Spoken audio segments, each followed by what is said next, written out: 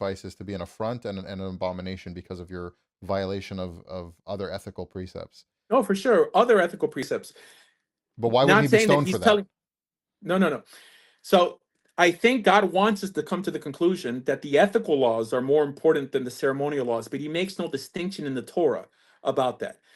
So clearly, loving your neighbor as yourself is more important than not eating pork. Like not murdering is more important than not mixing wool and linen. However, the Torah makes no distinction because God wants you to keep both of those laws. However, nowadays, for example, rabbis will, like in the overly mystical camp, will tell you to put on two pair of tefillin. Like instead of taking that time, right, I the grew up with effort and the time of putting on two pair of tefillin to actually doing a law that makes a difference in the world, right? I mean, a mitzvah is a mitzvah, but clearly, I mean, some mitzvot carry a lot more weight than other mitzvot.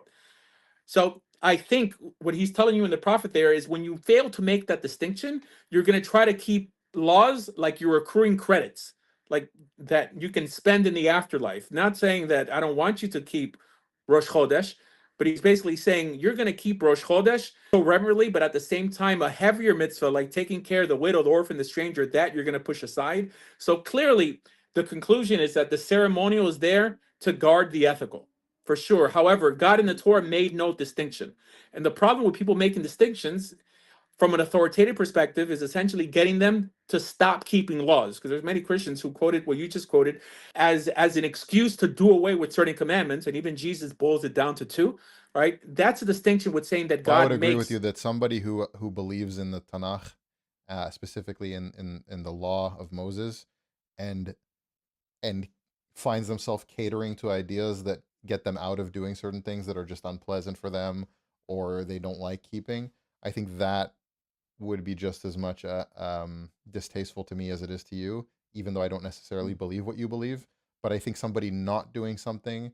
So this is why I like the point that you made about the ceremonial there to guard the ethical, because I think that if somebody just doesn't keep kosher because it's an inconvenience, I think that's almost distasteful because you Mhm, believe that it's real, but you're not doing it because it's not important, and it's a pain in my neck.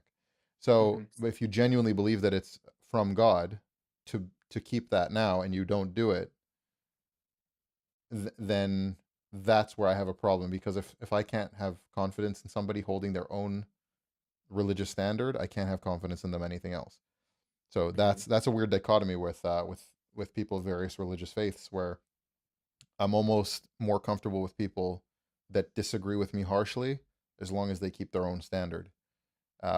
Because there's a certain trust element there that I have that I don't have with people that are wishy washy with what they say they believe.